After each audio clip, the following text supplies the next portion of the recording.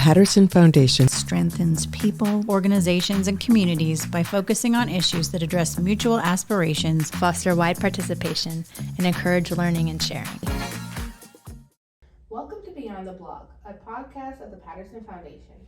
Hi, I'm Kiarra Louis, the Patterson Foundation's Initiative Support Coordinator, and your host today as we look into how one of TPF's initiatives, called Digital Access for All's Digital Navigator program, is optimizing efforts towards long-term impact.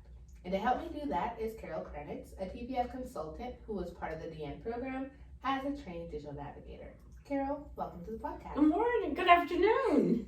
First of all, let's start with a bit of background. Carol, if I remember correctly, you started getting involved with DA4A when you became an ACP engager and in efforts to help close the Affordable Connectivity Program's enrollment and eligibility gap. What made you even want to dive into that new role in the first place?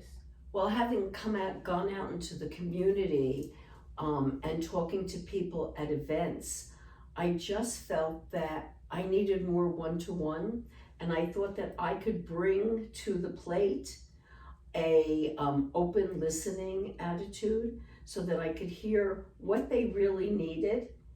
We were doing these in large groups, and yes, please sign up, and everybody was all excited. But the one-to-one, the opportunity for the one-to-one is truly what sent me toward digital navigation. Thank you. We're so happy that you decided to become one of our fantastic 5. And I remember in a blog that you had shared that was published earlier this year, you said that when you originally signed up to be a digital navigator, you didn't have a clue or a sense of the negative impact of a family not being able to just jump on the internet. Can you share a few of what those negative impacts are that you're now aware of? Oh my goodness, we get up I don't even get out of bed in the morning without picking up my phone to see if there's anything I have to attend to. Well, what if you couldn't? All right. What if you were unable to do something simple like finding out what was happening at school, to get the superintendent's message? Being able to go out and confirm.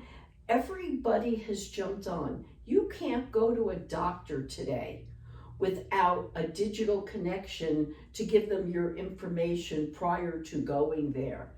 And I just realized that if we could help families take one more step, maybe not getting, but one more step toward getting access, and even more important, feeling comfortable with their access, we could show them the world that we're in. And I know many people feel that their cell phone gives them access to everything. So that's a whole education piece that I have been working on. And I feel very confident that when I'm done, even now that ACP is winding down, we just met a couple people out in the community down in Northport earlier this week. And oh my God, ACP's running out. What am I going to do? I can't afford. I'm not going to be able to pay my bills. I'm going to lose my social contact. I live alone. This is my link. And so we'll work with her. We'll figure out exactly what she needs, and we will help her access it. And we'll put a couple extra cherries on the top by offering her the opportunity to get a device, because she uses her phone, the opportunity to take classes. She was very excited, and they're going to be right near where she lives. It just so happens we do have an outlet there. So here's this lady who wandered into an event, not exactly sure why she's there, and oh my God, left smiling and so overwhelmed with the fact that she may not have to go back into isolation, as is her greatest fear. Thank you, Carol. You alluded to a lot of different things there that I want to touch upon. A part of being a digital navigator is definitely doing that education piece. I love that you touched it, especially when it comes to devices. Yes, a lot of people have devices and they're almost always with us. But when it comes to thinking about the major interactions we have on the internet, it is not ideal to be doing them on your smartphone. Before we jumped on this podcast, we were talking about making wonderful Canva creations. You even created something on Canva for your business, all for free. But think about trying to do that entire process on your smartphone. Not possible.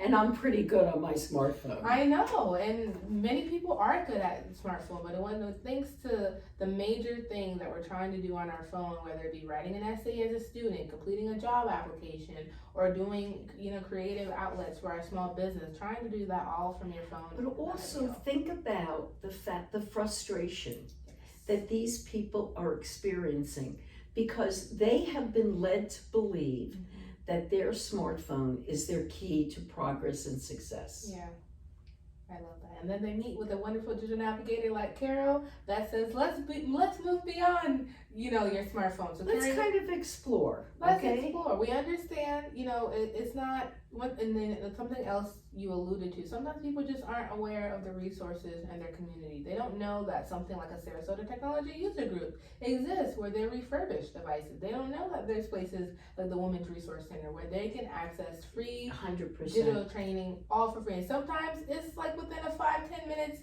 walk or drive from them. Right. They're just 100%. I mean, we were sitting in front of a library. A library alone could be a wonderful resource for this particular person. She lives across the street. And I said to her, well, have you gone to the library and done X, Y, and Z, what we were discussing? And she goes, why would I go there? I said, well, probably because it's free and it's sitting in your backyard. She goes, oh, good point. Yeah. Sometimes all it takes is that person like you at the Digital Navigator, giving them that one-on-one, meeting attention to help connect them to resources that help them achieve their goals. Like you said, people wonder, well, why the library? They need someone to sit with them and answer that question. Well, here's why the library might be worth you exploring a little bit. Correct. So, we've talked about the negative impacts a family or an individual may experience when they don't have connectivity, devices, or skill support. So how does your work as a digital navigator, Carol, help families like the woman you just alluded to? How does it help them overcome challenges they may be experiencing? I introduce myself as a computer social worker. Okay. And that I'm here to support you. I'm here to help you. And I'll hold your hand throughout the whole process because I think in many families, the process gets short-ended merely by the fear of the unknown. If I make that phone call, what are they going to ask me? And even more important, what are they going to do with the information that they take? So my major job is to help families overcome that fear. Listen, I know myself, sometimes you make a call and you go, oh, I'm not sure what they're going to ask me. But my major job is support.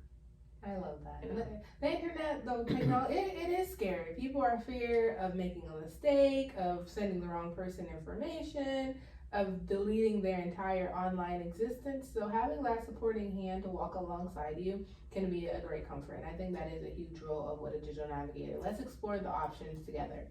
Okay, well, the options are wide. I mean, we start with what service do they now have? And what other services are available? What I've done is I've contacted the internet companies, excuse me, and asked them, what do they plan to do now that ACP is over? And I have gotten all of the information from the majors. I then go to the client and say, okay, this is what you have. These are the packages you could take.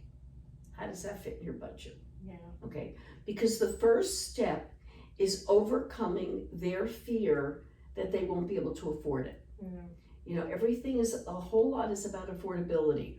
Once we get past that and we actually hook them up, that they're comfortable, I don't leave their side until I am sure that they're not gonna, and I leave my number saying, if you need me, just call, leave a message.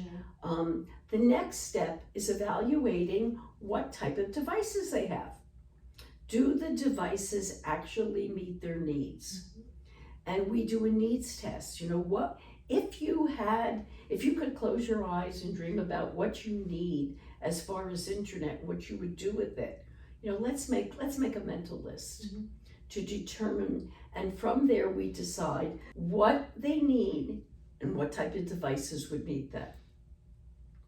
Then we look at what their options are. How can we get them those devices? Once we have them hooked up with the device, we then go to the learning part, the education and the classes. I show them the full array, and I've created a sort of little test to see their comfort level. Okay. And from there we determine what kind of classes they need.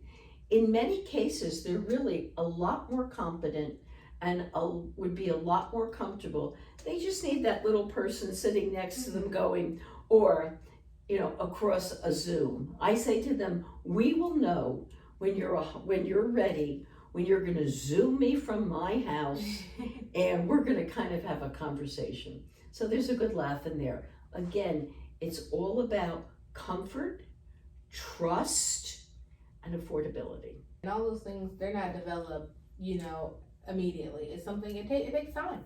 It takes time to build that relationship. There are many clients that I speak to 5 and 6 times. Sometimes I meet them at a library. I've done that a couple times. The important thing is to listen to what they need and then come to where they are. Yeah. You cannot bring in your level. You have to meet them where they are. It's really an exploration of options to make sure that your need and that of your family is being met. So I love that. And I think what really helped drive home what a digital navigator is and what they do are definitely experiences. Going back to the same blog that I mentioned recently, you shared a story about someone named Sally, a mom who came to a meeting with a spiral binder filled with all her paperwork.